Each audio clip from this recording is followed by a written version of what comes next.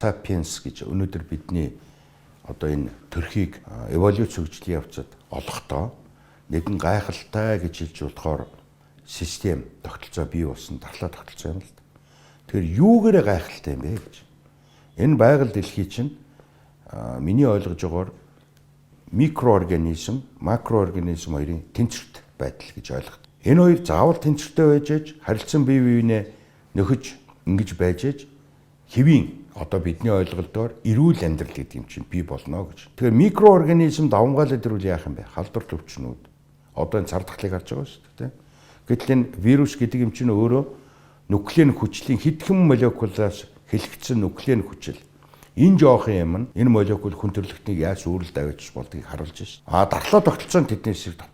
Хэрвээ дархлаа нь хяналтгүй идэгжээд ирвэл эргээд өөрийнхөө бие организм шинөөж эхэлдэг. Аутоиммуны өвчнүүд, харшлын өвчнүүд, хавдрууд гэх мэтлэн тийм ээ. Тэгэхээр энэ хоёр чинь аливаа зүйл чинь тэнцвэртэй байх. Энэ тэнцвэртэй байх үндсэн үүргийг гүйцэтгэдэг тэр эсүүд, хяналтын тогтолцоонууд маш олон төвшөндөө хяналтаа явьждаг ийм нарийн системийг дархлаа тогтолцоо гэж нэрлэдэг. Дархлаа тогтолцооны дараагийн нэг онцгой гэж хэлж болохоор үйл нь юу юм бэ гэхээр санамжийн ой тогтоолт. Өөрөөр хэлбэл хүний биед нэвтрэн орж өвчин үүсгдэггүй маш олон тийм бичил битний эсрэг санамжийн эсүүд үүсэж байдаг. Тэдгэрийг маш өргөнцөөр таньна гэсэн. Дархлаа тогтолцоо нэг ойролцоогоос сая орчим байгаль дэлхий дээр өргөн дарахсан энэ өвчин үүсгдэг болон үүсгдэггүй энэ бичил битнүүдийн эсрэг маш өргөнцөөр таньж чадаж өргөнц хариу уруулыг үзүүлж байдаг. Энэ өргөнцөөр таньж хариу уруул үзүүлнэ гэдэг маань тэр олон өөр бүтцүүдийн эсрэг дархлааны ой тогтоолт буюу ой санамж үүсч өгнө гэсэн санаа шүү дээ. Тэгэхээр энэ ийм хоёр онцгой чадвартай систем хүн үүснээс хойш энэ өнгөрсөн энэ олон 10 сая жилийн дотор бүрэлдэн бий болсон. Хүний биед явж байгаа олон зуун мянган нарийн төвөгтэй бидний мэдэхгүй олон зуун мянган нарийн төвөгтэй биохими үзэгдлүүд тэр дархлааны хүний биеийг хамгаалдаг эдисийн үржил, ялгаран хөгжил ийм зүйлүүд чинь заавал бодчин солилцооны үр дүнд явж байна. Өөрөөр хэлбэл биохими үзэгдэл эсийн юу гэдэг нь нийлүүлээд бид нар бодчин солилцоо гэдэг нэг ойлголтод хүрч байна. Энд чи янз янзын микроэлементүүд, янз янзын бодисууд шаардлагатай болно. Эний чи хоол ундаар авч явах хэрэгтэй. Энэ зохицуулалтыг чинь бид нар зөв амарч, зөв зохицуулж, унтах үедээ унтаж, хамгийн наадах нь чи унтах үедээ унтаж, сэрх үедээ сэрж, мөн үү? Сайн чанарын хоол идэж, өөрийнхөө биеийн болон сэтгэлийн ачааллыг зөв тэнцвүүлж явж хүн эрүүл байх л. Гэтэл зарим тохиолдолд бид нар хоол хүнсээрээ тэр болгон хэрэгцээтэй юмнууд авч чаддгүй. Яага хаврын удирдалд хүн ядардаг. Яага бага насны хүмүүс аль эсвэл өндөр настай хүмүүс. Эсвэл суур өвчтөй хүмүүстэй бид нар дархлаагийн дэмжих ерөнхий сайжруулах юмнууд хийдэг юм бэ гэдэг асуулт. Эн чинь өөрөө бодисны солилцооны ямар нэг хэмжээгээр тэр архаг өвчнөөсөө муутсан байна. Хэрэгцээтэй бодисоо өөрийн болгож шимэгдүүлж авч чадахгүй. Бага насны хүмүүс нь авахгүй. Түүнээс гадна яаж вэ? Хүмүүсийн амьдрал нийгмийн юунаас болоод энэ хэрэгцээ полноценны гэж хэрэгцээтэй тийм хоол хүнсээр юм байхгүй болчихж шээ. Авах боломж нь хомс байна. Ингээд ирэхээр одоо бид яах вэ? Гаднаас түүний нөхөж авах хэрэгтэй болж байгаа шүү.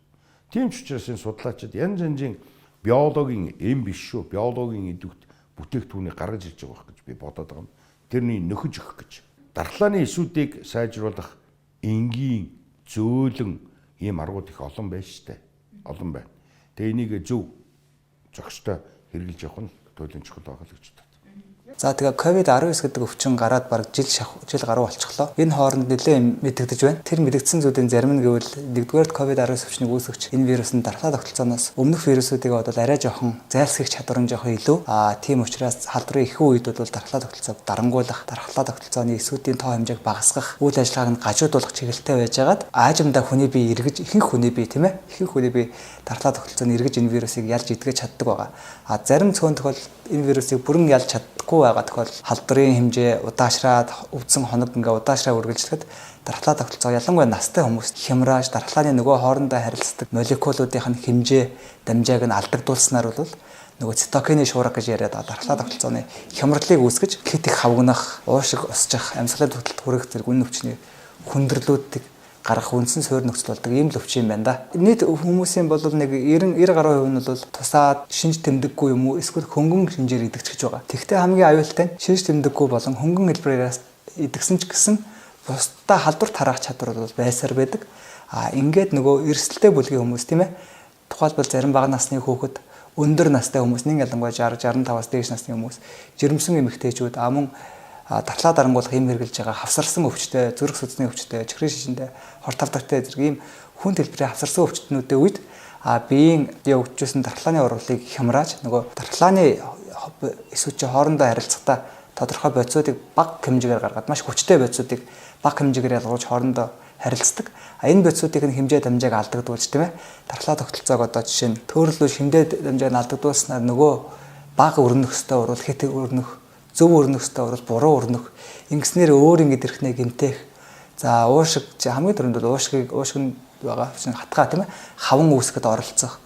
За уушигны судснуудын бүглэрэл үүсгэд оролцох зэрэг аюултай хүндрэлүүдийг нэг ялангуяа настай хүмүүст бол дархлаа тогтолцоо алдагдсны улмаас вирусээс гадна дархлааны нуруулын хямралын улмаас гарч үүсэж байгаа. За өнөөдөр монголчууд бид одоо COVID-19 вирусын цар тахлын эрчимтэй дэгдэлт мөн улирал солигдсон хаврын ийм хувьсамтгай амаргүй өдрүүдтэй залгаж байна. За энэ тохиолдолд Монгол хүн бүр одоо энэ вирусын халдвараас өөрийгөө болон хайртай бүх дотны хүмүүсээ хамгаалах гэж хичээн зүтгэж байгаамаа. Энэ хичээл зүтгэлийнх нь одоо үр дүн нь бол өөртөө за мөн цаашлаад хайртай хүмүүсийнхаа төлөө бүр цаашлах юм бол улс орондоо маш их үнэтэй хувь нэмэр оруулах юм аа. Тийм учраас хүн болгонд өвдөхгүй байх нь л чухал.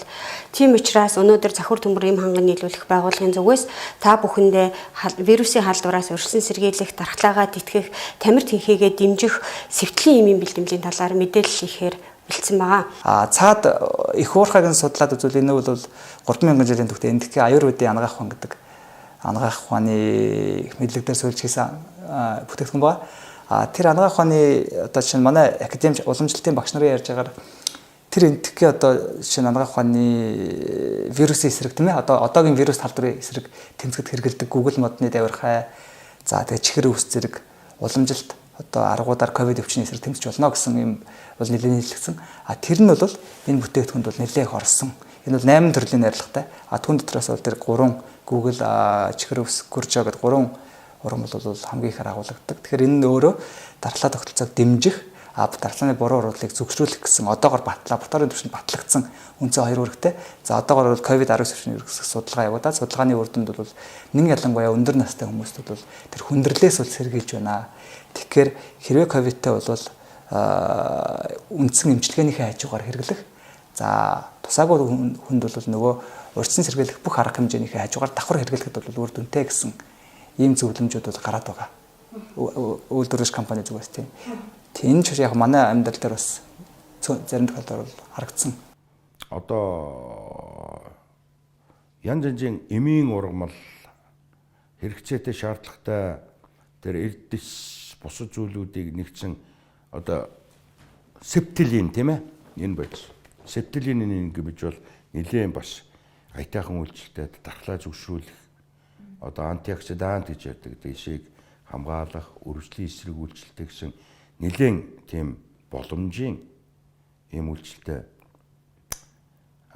бүтээгдэхүүн байна л да. Энэ бүтээгдэхүүнийг бол ер нь ажиглаад байж байхад хэрэглэмээр хэмжих. Учир нь юу гэхээр энэ эмийн бэлтгэлийн судалгаануудыг бол маш сайн хийсэн байдаг. Үүнийг нь хүмүүс хэрэгжилж байгаа хүмүүс нь түүний үр дүнгийг ойлгоцсон байдаг. Ялангуяа хаврын цагт бид нар хэллээ шүү дээ.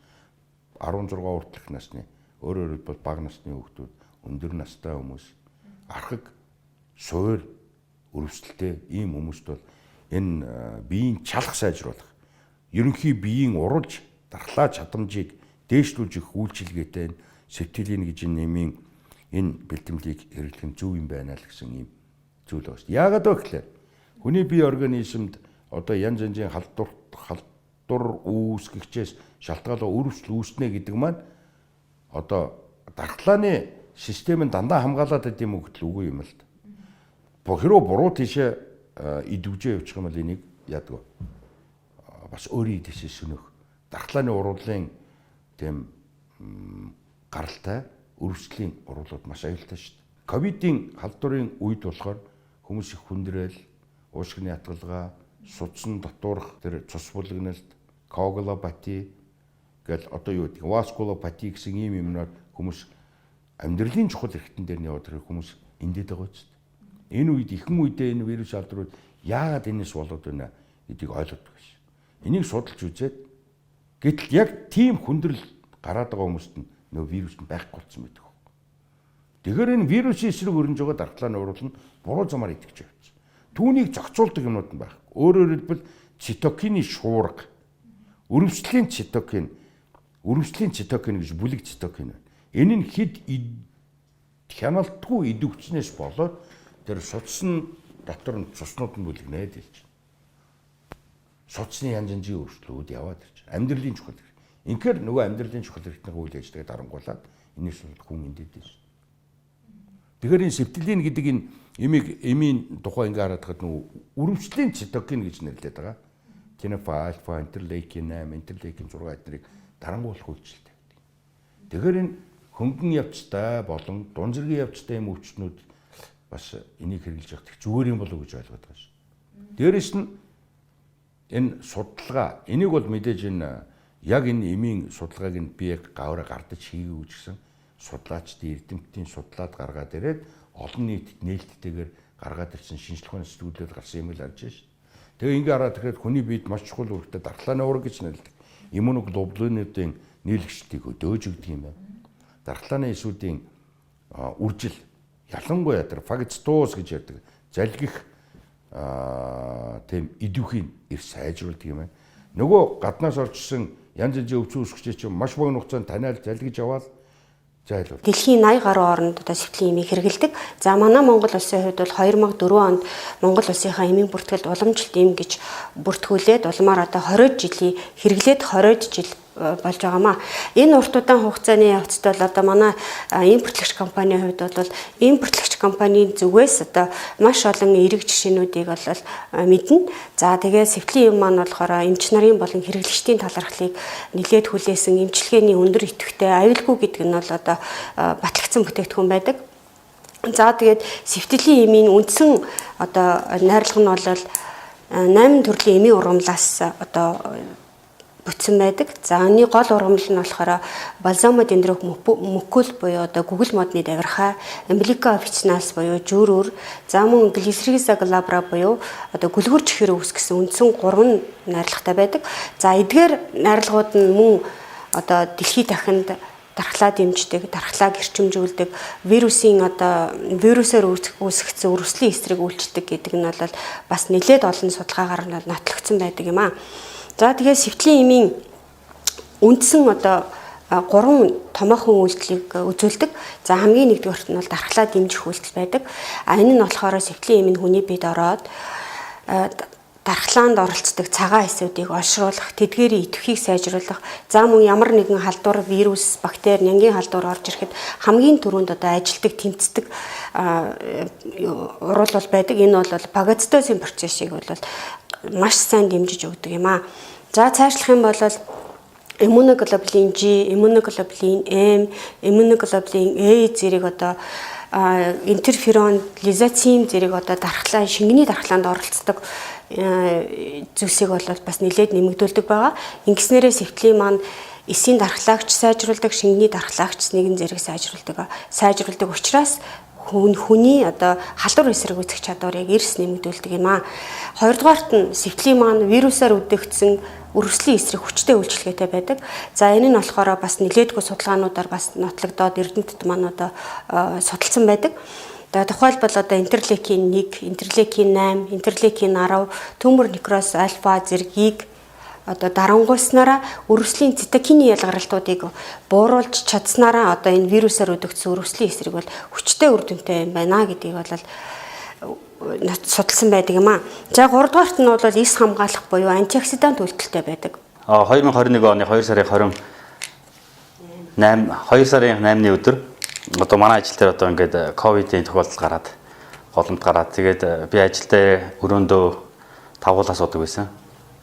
Тэгээд бид нар бүгдээрээ тусгаарлагтаар болоод тусгаарлагдах байр руу яваад оройно манай надтай цуг ирсэн хүмүүс бүгд ковидын халдвартай илэрсэн. Тэгээ би ганцаараа ковид тусаагүйсэн. Тэгээд надаас 7 удаагийн шинжилгээ аваад тэгээд долоолон дээрээс хүрэх гарсан.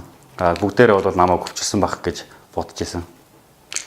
Тэгээд би одоо бол яагаад тусаагүй вэ гэж бодоод сүүлийн бодоод исэн чинь энэ сэвтлийн гэдэг имийг би сүүлийн ер нь сүүлийн ихтэй анх хугацаанд бол яг уугаад бол 3 жил болж байгаа. Анх хугацаанд бол би өдрийн 2-оор 4-өөр өглөө оройд уудаг байсан. Сүүлийн 3 сар бол би энийг өдрийн өглөө оройд 4-4-өөр өдрийн 8-аар эрчимтэй ууж исэн. Ковид гарснаас болоод. Тэгээд энэ одоо тусах гавьяа юм болов уу гэж бодоод одоо энэ яриаг өгч байна. Ер нь бол энийг ингээд уугаад яхад бол хамрын ханаад янз бүрийн ингээд жоохон ханаад ингээд ой хорхон тусчих гэдэг байсан. Тэр бүр ингээд мэдэгтэй болсон.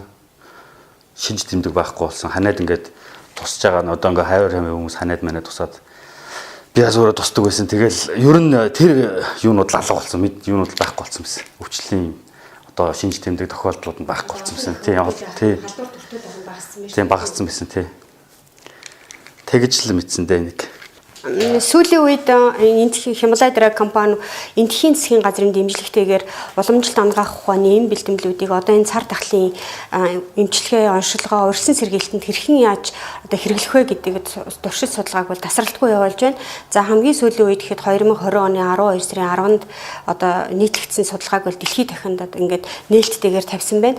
За энэ судалгааныг ингээд тавьчихсан дуртах юм бол вирусын одоо COVID-19-оор хөнгөн өвдсөн болон шинж тэмдэггүй өвдсөн хүмүүсүүдэд сэвтлийн эмийн бэлтгэлийг уулгаж хэрэглүүлсэн одоо судалгааны үр дүнд илгэжээ.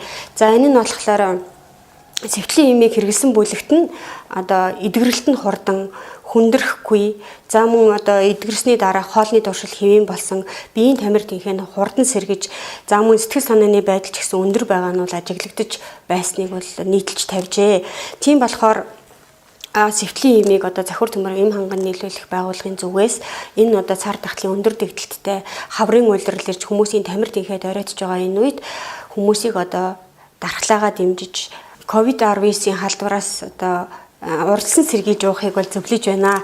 За тэгээ ялангуяа вакцинд хамрагдахгүй эсрэг заалттай хүүхдүүд, өндөр настай хүмүүсүүд, архаг хөөж өвчтэй хүмүүсүүд, мөн одоо эмийн болон бусад харшиллын шалтгаантай хүмүүсүүд сэвтлийн эмийг уул нэг шаардлагатай. Дархлаа дэмжиж халдвараас сэргийлнэ. Давтагдшгүй сэвтлийн дийлдэшгүй дархлаа.